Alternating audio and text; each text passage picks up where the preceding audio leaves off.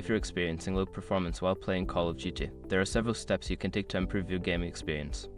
Follow these steps to enhance your game's performance. Step 1. Update graphics drivers. Make sure your graphics card drivers are up to date. Visit the manufacturer's website like Nvidia or AMD to download and install the latest drivers, which can improve performance and fix bugs. Step 2. Adjust in-game settings. Lower the graphics settings in the game. Reduce options such as texture quality, shadows, and anti-aliasing to improve frame rates. You can also set the resolution to a lower level for better performance. Step 3. Optimize system performance.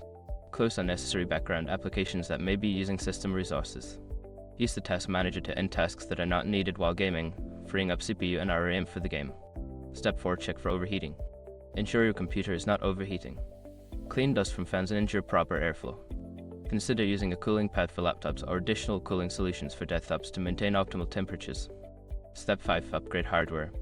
If performance issues persist, consider upgrading your hardware. Adding more RAM, upgrading your graphics card, or switching to an SSD can significantly enhance gaming performance. By following these steps, you should see an improvement in your Call of Duty gaming experience. Enjoy your game.